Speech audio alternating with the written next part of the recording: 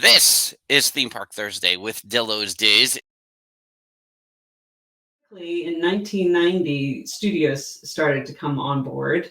Universal Studios opened, and that had a lot of acting roles, a lot of comedians, the Horror Makeup Show, Murder, She Wrote show, a lot of the Ghostbusters. There was a lot of different actor shows. And the same thing happened at MGM Studios, hashtag always. Well, We already love you, Alice. We love you. Great. Thank you so much. Always. MGM Studios. So Disney's MGM Studios, it had these Streetmosphere characters, right? And then there were a lot of different acting shows going on. And so then that started to develop in other parks as well around Disney. So suddenly there were all these actors flooding Central Florida. All of these people coming down here that were real character actors, real comedians like me. They weren't, pretty princesses, which I never was. I was never going to be Cinderella. I was always going to be the fairy godmother since the time I was 18. Never going to be Cinderella, ever. So that's really when it started for me in 1990, was I started auditioning for the theme parks. And that really felt right to me.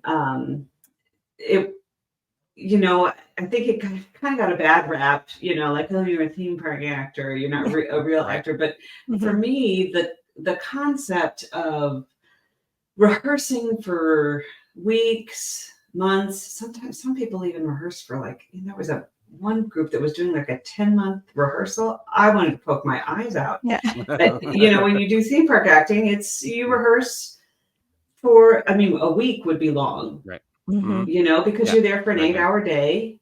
You rehearse without the audience. You need to get the audience. You need to get in front of an audience as soon as possible because you're incorporating the audience. Yeah. So then you rehearse maybe 2-3 days, and then you just start getting in front of an audience. But then you're performing. At Universal, I performed 13 shows a day at Murder, She Wrote. Started at Disney, 5 shows a day.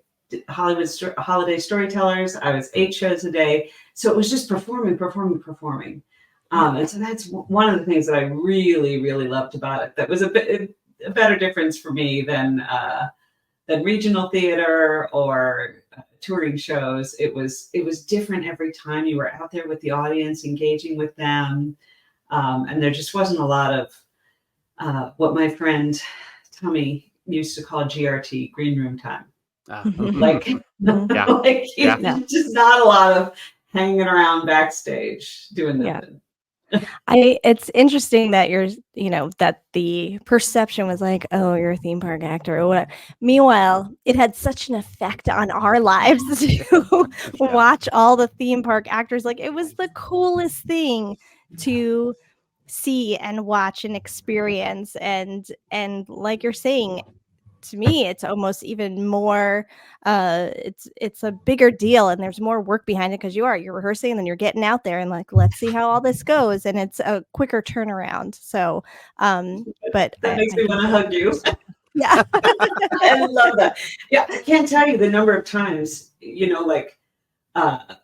and friends of mine, we've been to somebody's house for the first time that we're just meeting, a business partner, and there on the mantle is a picture of me, one of my friends with their kids, okay, this was, hey, I know everyone in that picture except for you.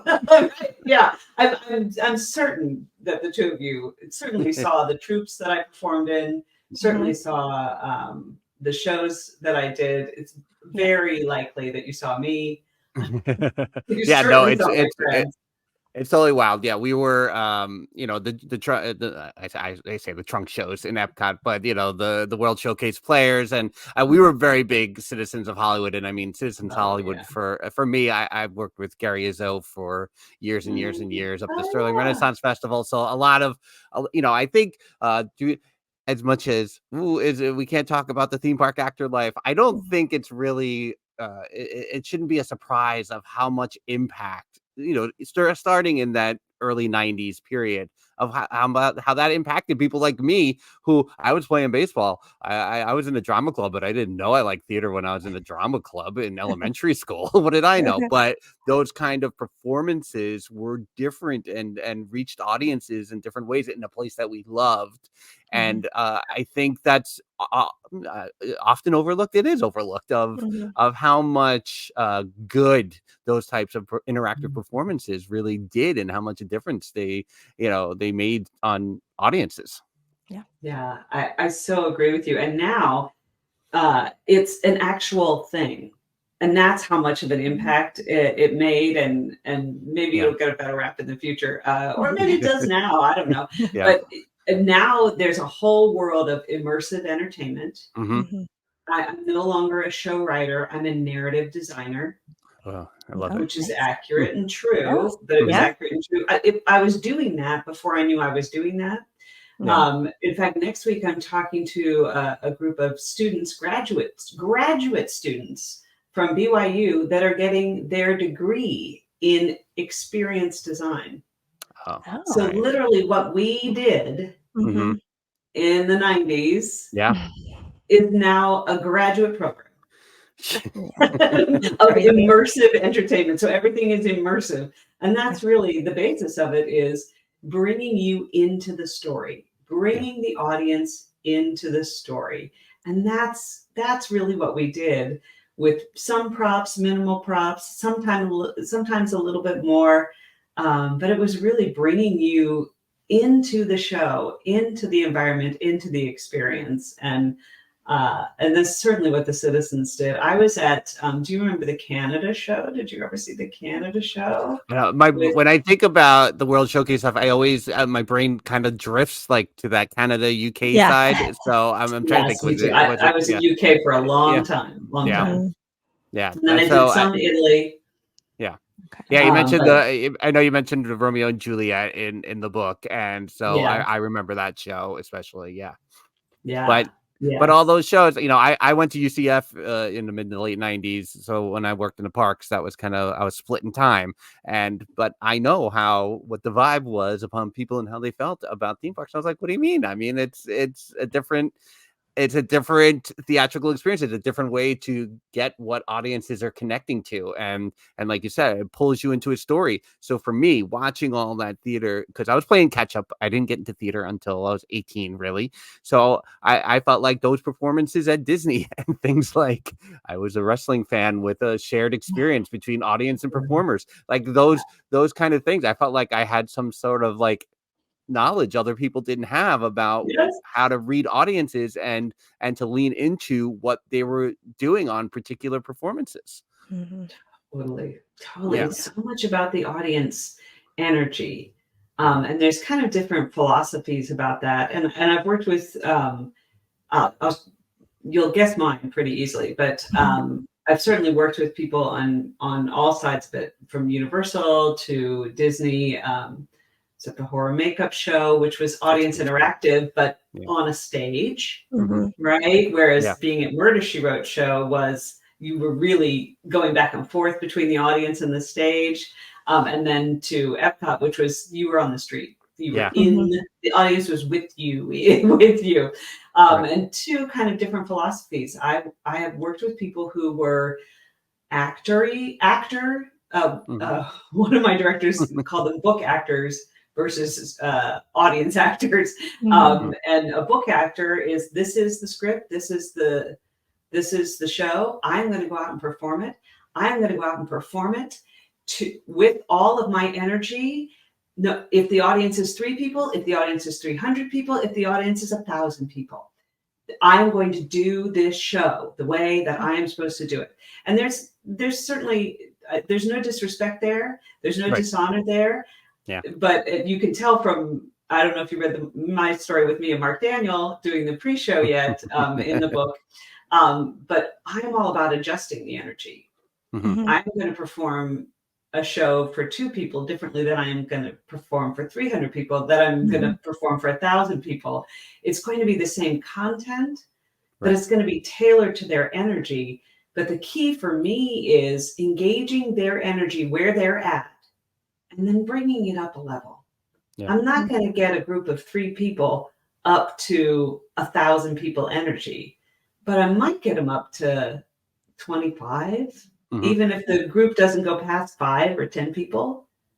But because of the work that I'm doing on engaging their energy, I can raise it to a different level. But to come in, for me, it always felt like I was steamrolling them if I came in at coming in too hot. It's 1,000% when there's 3 people and 2 of them are screaming babies. And I think we would even pick up on that sometimes if we were watching Citizens of Hollywood. I mean, we would watch multiple sets sometimes in a day, in a trip that we were taking, and we would notice the difference in the crowds and who was reacting or interacting or playing along. And then other times where people were like, no, I don't want any part of this. Don't involve me in whatever this is. And they would have to kind of, make some changes and twists and turns. And I mean, I've seen that with Frank as well at the Renaissance Festival. You gotta work with who's in front of you and what you're doing. So I did a holiday show in the Mexico Pavilion once, and the idea was that we bring little kids on and dress them up as the nativity characters and perform a posada, which is the parade. And this is a tradition in Mexico where they dress as nativity characters and parade through their neighborhood and knock on each door and ask if there's room at the end, completely adorable. Yeah. Well, for me, so, I had a hat for Mary and a shepherd's thing and 2-3 shepherds and 1 crown for, I had like 7 maybe. But if 20 kids wanted to be in it, 20 kids were in it. Here, you hold this leaf. You're like, I just have all these kids on the stage, and I wasn't not directed to do that, but I wasn't directed like, make sure you include every kid. But if every kid wants to be on stage at Disney World, you get to be on stage at Disney World. That's right. That's the game. I'm not picking 7 of you or 3 of you and saying the rest of you sit down. Right. And that's the magic behind the theme parks and the immersion is that, you get to be part of the story and you get to be involved and play along. So, and it's because of what you're doing and that makes the experience for everyone. Yeah.